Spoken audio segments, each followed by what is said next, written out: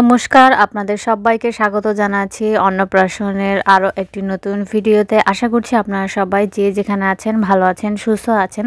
এই ভিডিওটি এডিট করতে করতে অনেক বেশি সময় লেগে গেল। তো আমাদের মন্দির প্রদক্ষিণ করা হয়ে গেছে। এখন আমরা যাব অন্নপ্রাশন যেখানে দেবে সেখানে। আসলে যেখানে কীর্তন হচ্ছে হয় সেখানে হচ্ছে অন্নপ্রাশন দেবে। আর এইদিকে আসার পর দেখতে পেলাম ফাট্টু ভাই এখনও শুয়ে আছে আর ওর অবস্থা খুবই খারাপ। আর এই হচ্ছে অন্নপ্রাশনের ভোগটা আর কি, পায়েস। তারপরে সপ্তর্ষিকে ওর মামা কোলে নিয়ে বসে গেছে। উনি হচ্ছেন সপ্তর্ষির বড় মামা। ওর দুজন মামাই এসেছেন। আর মামা যেহেতু প্রথম মুখে ভাত দেয় সেজন্য মামার কোলে বসে ছোট মামা না বড় মামাই প্রথমে ওকে মুখে ভাত দিয়েছে। এরপরে হচ্ছে জলও দিয়েছে ওকে। তারপরে হচ্ছে ওর ছোট মামা ওর মুখে ভাত দিয়েছে। এরপর বাকি যারা ছিল তারা দিয়েছে। আর মুখে ভাত দেওয়ার পর ছোট মামা হচ্ছে এখানে সপ্তর্ষিকে চেইন পরিয়ে দিচ্ছিল। আর ওর মামা দুজন মামা যেহেতু এসেছিলো, দুজন মামা দুটো চেইন নিয়ে এসেছিলো। একটা হচ্ছে সোনার চেন আর একটা হচ্ছে রূপোর চেন। কিন্তু দুটো চেইনই ওর ছোট মামা পরিয়ে দিয়েছে, কেননা ওর বড় মামা যেহেতু কোলে নিয়েছিল সেজন্য। এরপরে হচ্ছে এখানে আমার মা হচ্ছে মুখে ভাত দিচ্ছে। তার আগে একটু ফুল দুব্বা দিয়ে নিল। এরপরে সপ্তর্ষি মামুনি আমাদের কি লক্ষ্মী বাচ্চার মতো খেয়ে নিয়েছে। একটুও কান্না করছিল না বলে আমার বাবা ওকে খোঁচানোর চেষ্টা করছিল যাতে করে একটু কান্না করে, কেননা অন্য বাচ্চারা অন্নপ্রাশনের দিন খুবই কান্নাকাটি করে, কিন্তু আমাদের সপ্তর্ষি মামুনি একদমই কান্নাকাটি করছিল না। আর অন্নপ্রাশনে কান্নাকাটি না করলে মা নাকি ওকে নিতেও পারে না, সেজন্যই খোঁচানোর চেষ্টা করছিল আর কি, ইচ্ছে করে, যাতে করে ও একটু কান্না করে। এরপরে বাবার অন্নপ্রাশন দেওয়া হয়ে গেলে মুখে ভাত দেওয়া হয়ে গেলে আমি আর দাদা একসাথে বসে গেছি। আসলে আমাদের বাবা আমাদেরকে 100 টাকা করে দিয়েছে আর বাবা 1000 টাকা দিয়েছে। আমরা যেহেতু 5 জন মেম্বার ছিলাম, বাবা 1000 টাকা দিয়েছে, আমাদের কাছে 100 টাকা দিয়েছিল, সেজন্য আমরা ঘরের সবাই ওকে মুখে ভাত দিয়েছি। এরপরে দিদি এখানে বসেছে মুখে ভাত দেওয়ার জন্য। আর ও হচ্ছে সপ্তর্ষির মামাকেও পায়েসটা দিয়ে দিয়েছে। তারপর ফুল সপ্তর্ষিকে যা যা দিয়েছে দিদি তাই হচ্ছে সপ্তর্ষির মামাকেও দিয়েছে। আর চামচ দিয়ে হচ্ছে জলটা খাইয়েছে। আমার দেখা দেখি দিদিও চামচ দিয়ে জল খাইয়েছে। আমি ওকে চামচ দিয়ে জল দিয়েছিলাম, কেন কি ছোট বাচ্চা মানুষ গ্লাস দিয়ে তো খেতে পারবে না। এরপরে দিদি দিল। আর এখানে যারা যারা ছিল সবাই ওর মুখে ভাত দিয়েছে। এরপরে হচ্ছে সপ্তর্ষির মা এসে গেছে আর ওর মুখে ভাত দেওয়া হয়ে গেছে। আর এটাই তো রিচুয়ালস যে মুখে ভাত দেওয়া হয়ে গেলে মা আর কি ওর ওকে আর কি যা যা দিয়ে আশীর্বাদ করেছে, ফুল দুবা এগুলো সব ঝেড়ে ফেলে দেবে। ফেলে দিয়ে তারপর হচ্ছে আঁচল দিয়ে ঢেকে তারপর ওকে দূরে সরিয়ে নিয়ে যেতে হয়। আর যখন মুখে ভাত দেওয়া হয় তখন মায়েদের ওখানে থাকতে হয় না, মায়েদের নাকি দেখতে নেই।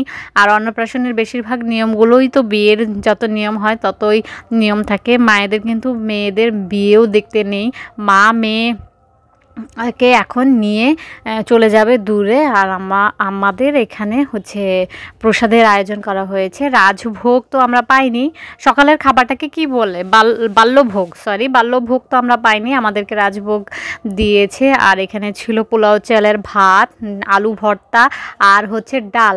আর এত টেস্টি ছিল খাবারটা। আমার দিদি হচ্ছে ডাল আলু সেদ্ধ একদমই পছন্দ করে না, কিন্তু ও খুব মজা করে খেয়েছে।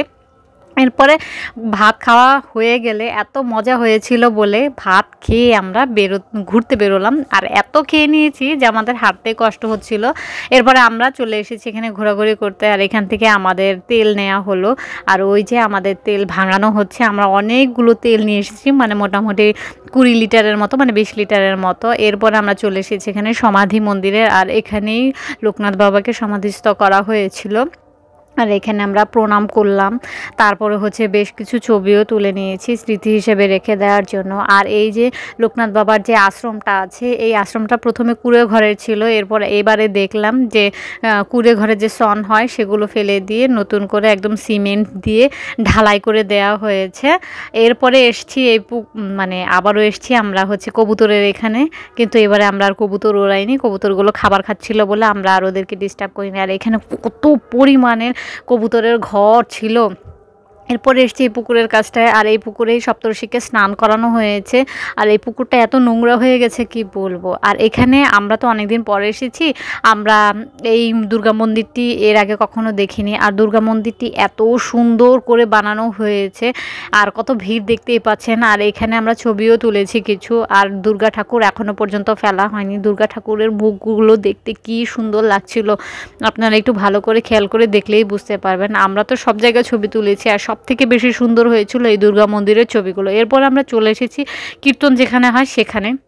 আর এখানে যে মূর্তিগুলো সাজানো ছিল, এই মূর্তিগুলো যেন এক একটা গল্প, মানে গল্প তুলে ধরা হয়েছে। এখানে ছিল কৃষ্ণের জন্ম হওয়া থেকে শুরু করে কংস মামা কৃষ্ণকে মারতে নিয়ে যায় সেই অংশটাও ছিল, তারপর রাধা কৃষ্ণের লীলা ছিল, তারপর মহামিলন, মানে প্রতিটা মূর্তিতে রাধা কৃষ্ণের যে যুগল মিলনের কাহিনী সেটা তুলে ধরা হয়েছিল। এরপরে আমরা চলে যাব, আমাদের অন্নপ্রাশন দেওয়া হয়ে গেছে।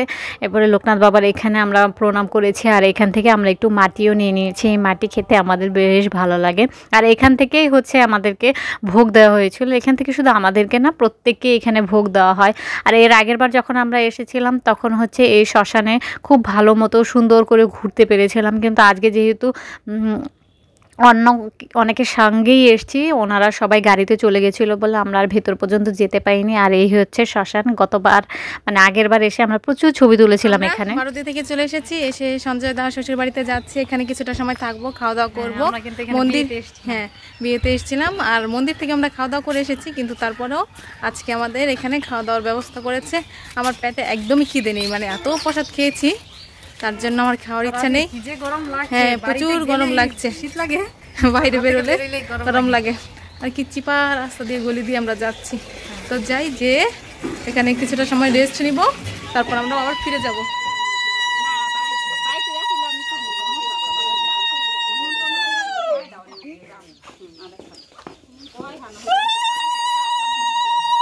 তুলসীর মামা বাড়িতে আসার পর ওদের এখানে যে আত্মীয় স্বজন ছিল ওনারাও হচ্ছে মুখে ভাত দিয়েছে। এরপরে আমরা একটা পানের বরে ঘুরতে গিয়েছিলাম। এখানে অনেক পান চাষ করা হয়। পানের বর থেকে বের হয়ে আমরা হচ্ছে সপ্তর্ষির মামার বাড়িতে খাবার খেয়েছি। ওখানে বিরিয়ানির আয়োজন করা হয়েছিল। খাবার খেয়ে তারপর আমরা গাড়িতে উঠে গেছি, তখন সন্ধে হয়ে গিয়েছিল। এরপর আমরা চলে এসেছিলাম জিনিসপুর মন্দিরে। আর এই মন্দিরটা এসে এত ভালো লেগেছে, এরপরেও আমাদের আসার ইচ্ছে আছে। এখন জিনিসপুর কালী মন্দিরে এখানে আসার খুবই ইচ্ছে ছিল, হ্যাঁ তাই না? আর মন্দিরটা এত সুন্দর, এখানে শুধুমাত্র আমরা এই শিব মন্দিরেই দেখতে পেলাম। আর এখানে আমরা পুরো মন্দির ঘুরেই প্রণাম করে নিয়েছিলাম। এই বিশাল বড় একটা বট গাছ রয়েছে, আর এই বট গাছটা মানে কতটা জায়গা জুড়ে, মানে বিশাল একটা জায়গা জুড়ে আছে এই বট গাছটা। মন্দিরের ভিতরে যেতে পারলাম না, এটাই আমাদের দুর্ভাগ্য। কালী ঠাকুরও দর্শন করতে পারলাম না। হচ্ছে চরসিন্ধু ব্রিজ, আর এই জায়গাটা এত সুন্দর। এর আগে আমরা একবার এসেছিলাম, তখনও রাতের বেলা ছিল। আর এখানে আরও একবার আমাদের আসার এখানেও ইচ্ছে আছে। এখন বাজে 9:30, আমরা বাড়ি ফিরে এসেছি। আর আজকে অনেক ঘুরেছি, অনেক যেতে আমাদের অনেক টাইম লেগেছে, কিন্তু আসতে তেমন টাইম লাগেনি। সন্ধ্যার পরে আমরা রওনা দিয়েছি। এখন একটু মাথা ব্যথা করছে, বেশি করছে না, তেমন একটা জল খাওয়া হয়নি, তবু করছে না। তো একটু পরে এখন ভাত রান্না করতে হবে, ভাত রান্না করে খাওয়া দাওয়া করে শুয়ে থাকবো। তো ভিডিওটা আজকে আমি এখানে শেষ করছি। যদি কিছু ভালো লাগে লাইক কমেন্ট শেয়ার করবেন। দেখা হচ্ছে পরবর্তী কোনো ভিডিওতে। ততক্ষণ ভালো থাকবেন, সুস্থ থাকবেন। Tata, good night.